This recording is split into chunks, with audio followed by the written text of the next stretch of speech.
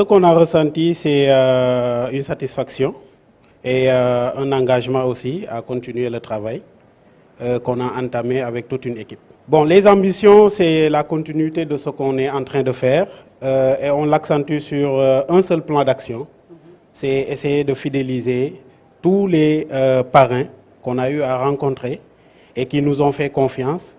Donc l'objectif et l'ambition sera de faire de telle sorte qu'on soit le plus proche possible de ces gens par un ensemble d'actions que nous avons prévues.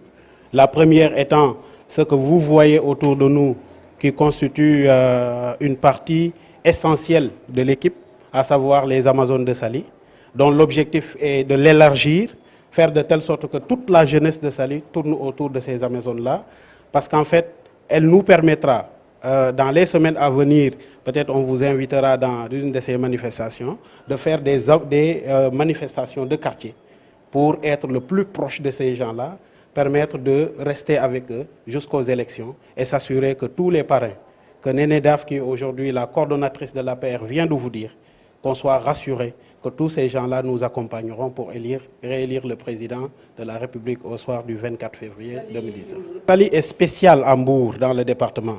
Sur les 16 communes du département, on peut dire que c'est la seule aujourd'hui qui n'a pas été dans la gestion du Benno Bokk Yakaar, même si dernièrement le maire que nous saluons au passage a rejoint l'équipe. Maintenant, le problème c'est de voir comment cette jonction elle est faite. Est-ce qu'elle est huilée? Est-ce qu'elle n'est pas huilée? Nous osons espérer que pour l'intérêt de Saly, si nous tous nous travaillons dans ce sens-là, elle peut être huilée pour que tout ce que mérite Saly, que Saly puisse l'avoir. Vous savez, Saly, c'est une jeune commune. Saly n'est pas si grand. Et comme l'a dit Aliou aussi, on est dans un Benno Bokk Yakaar. Le Benno Bokk Yakaar, c'est la plus grande composante aujourd'hui électorale, une grande machine électorale qui a pu traverser tout un mandat. Et dans cette composante-là, vous avez pas mal de partis. Néné Daf vient de vous le dire. Elle a été obligée de travailler dans son APR, mais dans le Benno Bokk Yakaar, si on le regroupe, parce qu'il faut se dire que c'est le Benno Bokk Yakaar aujourd'hui qui dirige l'État du Sénégal. Quand on compose l'ensemble des parrains collectés par le Benno Bokk Yakaar, je pense qu'on peut compter 10 ou 5 grandes composantes dans ce Benno Bokk Yakaar, multipliées par ce que l'APR vient de poser sur la table, je pense qu'on ne dira pas que c'est peu. L'investiture du président de la République a été précédée par une manifestation qui n'est pas une manifestation présidentielle. C'était une manifestation de partis qui appartiennent à une même vocation qui est le libéralisme. Donc quand on invite des présidents qui viennent soutenir du libéralisme, ça ne veut pas dire que dans leur pays, tout le monde est libéral.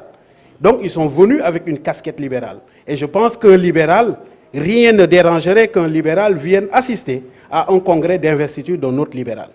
Moi je pense qu'ils perdent de vue. En fait, on fait parfois un mélange de choses entre le président et le partisan d'un parti politique. Parce que pour être président, il faut appartenir à une mouvance libérale, par exemple, pour ces gens-là qui ont répondu à l'international libéral. Donc je me dis, rien ne dérange qu'un libéral vienne assister au congrès d'un autre libéral pour son investiture. Tous ces présidents-là qui se sont retrouvés dans cette mouvance-là, ils auraient souhaité, et c'est de leur droit, que tous les pays soient dirigés par des libéraux.